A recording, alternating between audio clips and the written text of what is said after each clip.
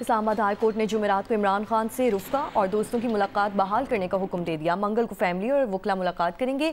बानी पीटीआई के कोऑर्डिनेटर सलमान अकरम राजा जो नाम देंगे सिर्फ वही मुलाकात कर सकेगा। मुलाकात के अडियाला जेल के बाहर मीडिया टॉक नहीं कर सकेंगे। इमरान खान की बच्चों से मुलाकात के लिए ट्रायल कोर्ट को दरख्वास्त दी जा सकेगी। कायम मुकाम chief justice Islamabad high court justice Sarfaraz Dogar, justice Arbab Mohammad Tahir और जस्टिस मोहम्मद आजम खान पर मुश्तमिल लार्जर बेंच ने बानी पीटीआई की जेल मुलाकातों से मुतालिक दरखास्तों को यकजा करके समाअत की। दरखास्त गुजारों के वकील ने कहा, बानी पीटीआई से जेल मुलाकातों का SOP इंट्रा कोर्ट अपील में तय किया गया था कि मंगल को फैमिली और वकला जबकि जुमेरात को दोस्तों की मुलाकात कराई जाएगी। जुमेरात के रोज दोस्तों की मुलाकात बंद कर दी गई। जेल सुप्रीडेंट के वकील नवीद मलिक एडवोकेट ने कहा, जनवरी के बाद बानी पीटीआई का स्टेटस सजा याफ्ता कैदी में तब्दील हुआ। सिक्योरिटी थ्रेट्स भी थी। बानी पीटीआई की मंगल के रोज मुलाकातें करा रहे हैं। हफ्ते में 2 दिन मैनेज करना मुश्किल होता था। मुलाकाती जेल के बाहर सियासी बयानबाजी भी करते हैं। कायम मुकाम चीफ जस्टिस ने कहा, मीडिया टॉक की क्या जरूरत, मुलाकात करके चले जाएं। अदालत ने बानी पीटीआई की जेल में हफ्तावार 2 दिन मुलाकातें कराने का हुक्म देते हुए मुलाकात के बाद मीडिया टॉक न करने की अंडरटेकिंग ली और तमाम दरखास्तें निपटा दी। कैमरामैन फहीम कुरैशी के साथ अवैस यूसुफजई, जियो न्यूज इस्लामाबाद।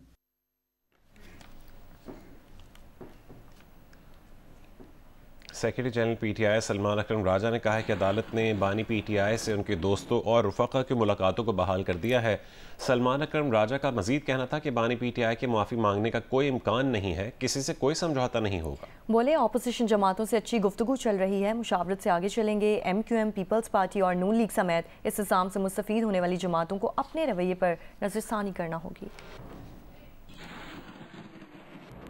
रुफ़का की मीटिंग जो है वो नवंबर से नहीं हुई थी। आज अदालत ने बिल्कुल वाज़े कर दिया कि ये मीटिंग जुमेरात वाली भी कराई जाएगी और उसके लिए 6 नाम हैं जो मैं दूंगा या गौर खान साहब देंगे या इंतज़ार पंजोता साहब देंगे, ज़ाहिर है मिलकर देंगे। तो वो 6 नाम रुफ़का के, 6 नाम वकला के जो मंगल को मिलेंगे और इसके अलावा जो उनकी बहनें हैं या बुशरा बीबी की साहबजादियाँ हैं वो मिलेंगे। तो ये बात आज तय हो गई। शर्त सिर्फ ये लगी है कि जो रुफ़का मिलेंगे वो उसी वक्त जेल से बाहर आकर कोई सियासी गुफ्तगू नहीं करेंगे। तो हमने कहा ठीक है। अगर कोई ये समझता है कि इमरान खान किसी से कोई माफ़ी मांगेंगे तो इस ख्याल को आप खारिज इम्कान कर दें। इस वक्त हम उन ताकतों को, उन दोस्तों को दावत दे रहे हैं जो जमहूरियत के लिए, आइन के लिए खड़े हैं। हमें नजर ये आ रहा है कि एक बड़ा हमागीर कौमी इत्तेहाद जो है वो पैदा होगा। जो लोग इस वक्त मुस्तफीद हो रहे हैं, जो मुल्क में लाकानूनियत है, जो मुल्क में एक गवाकारी का समा है, वो तो मुस्तफीद हैं उस तमाम अमल से। वो MQM हो, पीपल्स पार्टी हो या PMLN हो, उनको नजरसानी करना होगी अपने रवैये पर, अपने तर्ज अमल पर, फिर कोई बात होगी। इस वक्त मुझे इसका इम्कान नजर नहीं आता। जुडिशल मजिस्ट्रेट कराची जनूबी ने मुलजिम साहिर हसन के खिलाफ मनशियात बरामदगी केस की सेंट्रल जेल में समाअत की है। नुमाइंदा जियो न्यूज़ अमीन अनवर हमारे साथ मौजूद हैं। जी अमीन।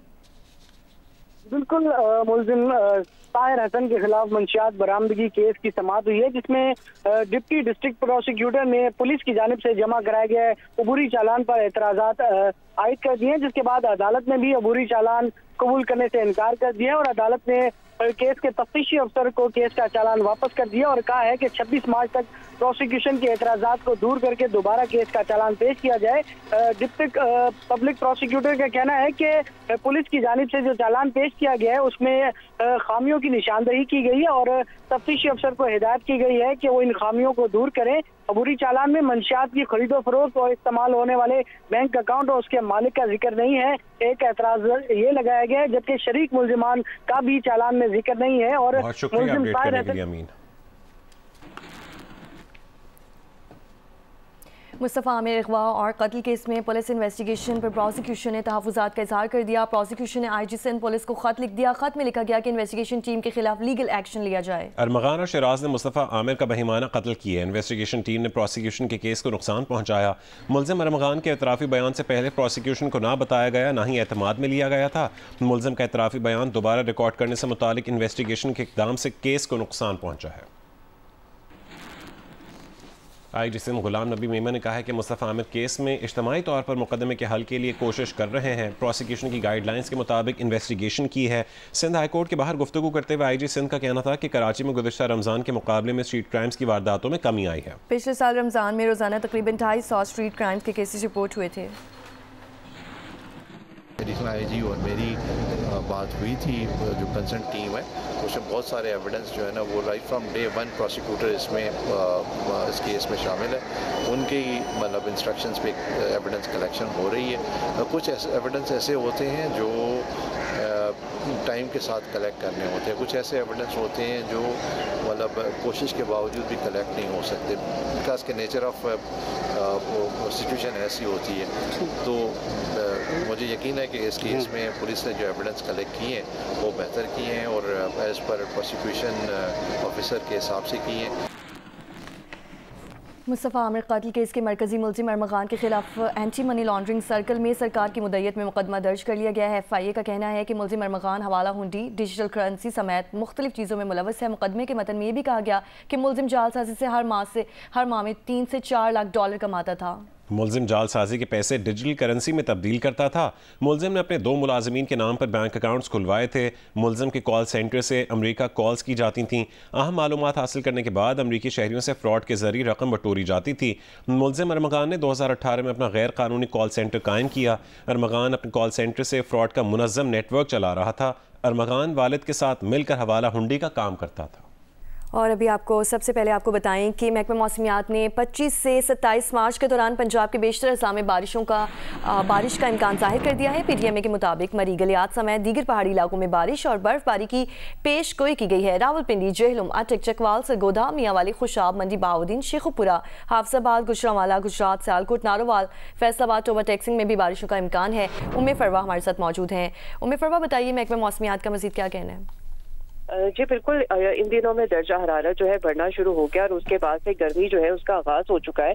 इसके साथ साथ जो है रमजान मुबारक के आखिरी अशरा भी शुरू हो गया है, लेकिन आखिरी अशरे के आखिरी रोजों के हवाले से महकमा मौसमियात और इसके साथ साथ पंजाब डिजास्टर मैनेजमेंट ने एक अलर्ट जारी किया है कि आखिरी जो रोजे हैं उनमें बारिशों का इम्कान है, यानी 25 से 27 मार्च तक। इसी तरह से उन्होंने मरी, गिलियात और दीगर पहाड़ी इलाकों में बारिश के साथ बर्फबारी भी मुतवक्को की है। इसके अलावा लाहौर, शेखपुरा, हाफजाबाद, गुजरांवाला, गुजरात और मुल्तान, डेरा गाजी खान, राजनपुर, भागलपुर और दीगर अजला के अंदर बारिश बरसने का भी इम्कान जाहिर किया है। इस हवाले सूबे की जो इंतजामिया और रेस्क्यू इदारे हैं उनको मुतवक्को बारिशों के बारे में भी अलर्ट कर दिया गया है और शहरों से भी गुरेज किया जा रहा है। गुजारिश की जा रही है कि खराब मौसम की सूरत हाल में गैर जरूरी सफर से गुरेज करें। जी उम्मे फरवा, ये भी बताइए कि क्या पेश गोई है, कितनी बारिश हो सकती है? अमूमन ऐसे होता है कि पंजाब जो डिजास्टर मैनेजमेंट है वो महकमा मौसमियात के मुताबिक अलर्ट तो जारी करता है कि बारिशें मुतवक्को है, बारिशें हो सकती है, लेकिन अगर वो 1 से 2% भी बारिश कहते हैं तो बाजुकत 1% बारिश होती है और बाजुकत 3 से 4% भी बारिश हो जाती है। तो अभी इस हवाले से ये तो नहीं बताया गया कि मुसलाधार या तेज बारिश होगी, सिर्फ बारिश मुतवक्को की जा रही है। इसमें मुमकिन है कि लाहौर के अंदर पिछले दिनों भी जिस तरह से महकमा मौसमियात ने अलर्ट जारी किया था तो बूंदाबांदी हुई थी और कहीं एक जगह के पर हल्की फुल्की बारिश जो है वो हुई थी। तो अभी इस हवाले से तो ये नहीं बताया कि कितने फीसद बारिश हो सकती है, सिर्फ इतना है कि बारिश हो जाएगी जिसके बाद से जो गर्मी का जो स्टार्ट हुई और दर्जा हरारत जो बढ़ना शुरू हुआ है उसमें कमी मुतवक्को की जा सकती है। जी।